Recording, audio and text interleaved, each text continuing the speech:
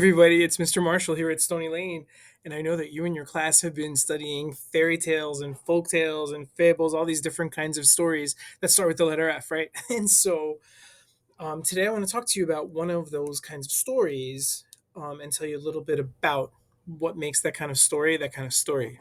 Okay, what we're going to talk about today is fables. Fables are a very, very specific kind of story. Fables, I'm going to tell you two things about fables today. The first thing is sort of just the fun fact that I'm going to throw at you, and the other is we're going to study something. Okay, ready? So here we go. Fables are a kind of story that I'm going to teach you a really big grown up word now. Ready? Here's the really big grown up word. Take a look at this.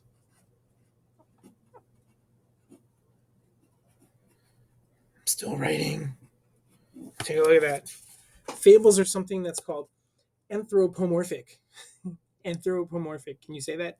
Anthropomorphic, right? And you want to know what that means?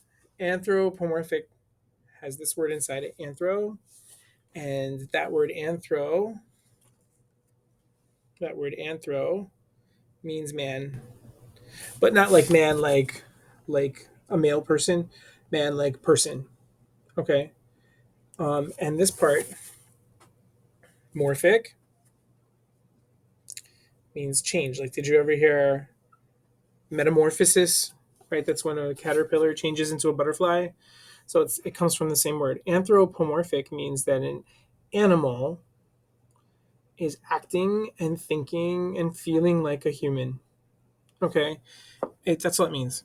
Okay, anthropomorphism is when there's a character in a story that's an animal, and the only thing about them that's an animal is their body. They think and they act and they feel like a person does. Okay, that was the fun fact. Now here comes the thing we're going to study.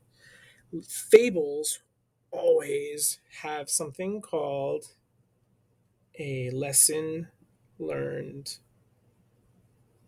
Fables always have that. And do you ever hear a grown up say something like, that's the moral of the story, right? Well, that's the same thing. It's the moral of the story. It's the thing we're supposed to learn from the story. So today, I'm going to read you a story that's a fable, and let's try to think of what the lesson in the story is, because all fables have a lesson. Sometimes other stories have lessons too, but fables always do. The story is called The Lion and the Mouse, and it's actually from an anthology. That's another word. An anthology is just a collection of stories inside of one book. And this anthology of fables is by Eric Carle, who I'm sure you know. So the story is called The Lion and the Mouse. Ready? Listen to the story and see if you can figure out what the lesson of the story is. Ready? Here we go. The Lion and the Mouse.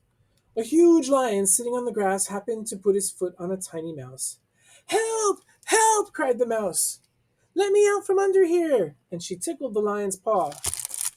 The lion lifted his foot, saw the tiny mouse, and held her up to his face.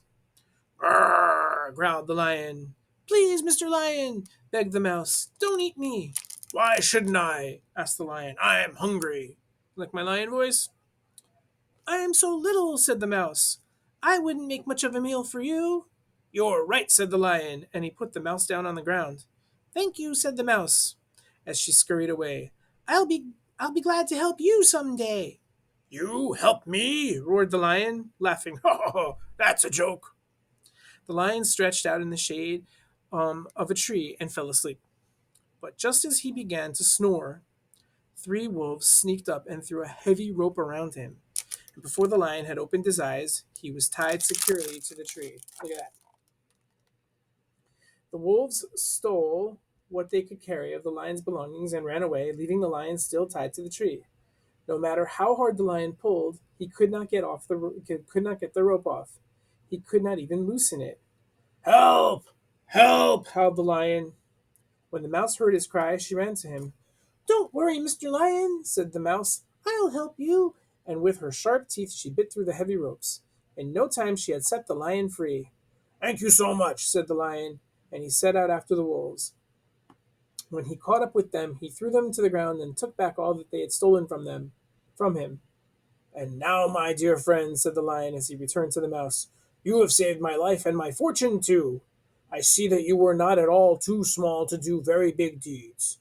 My pleasure, replied the mouse proudly. And that's the end. Okay? So, funny story, right?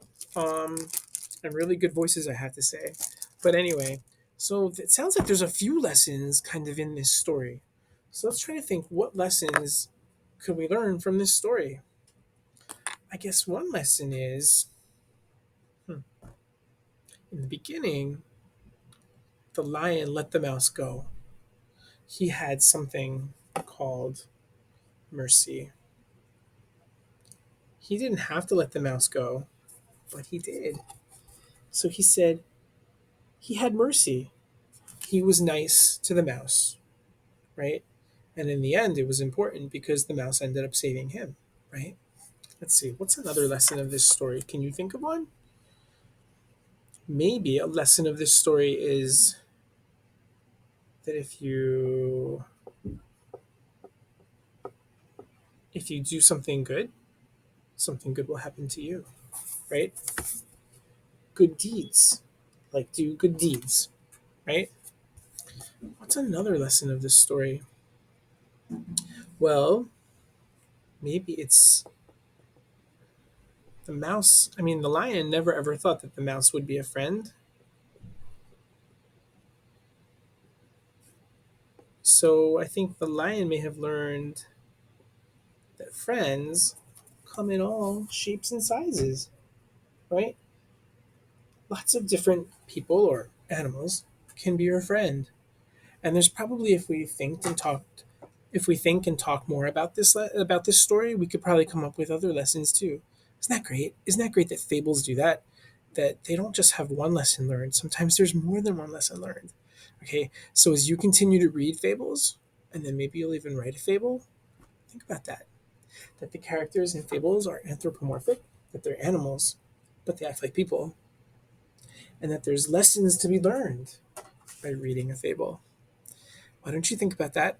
Look for that in fables that you read, and I'll see you next time.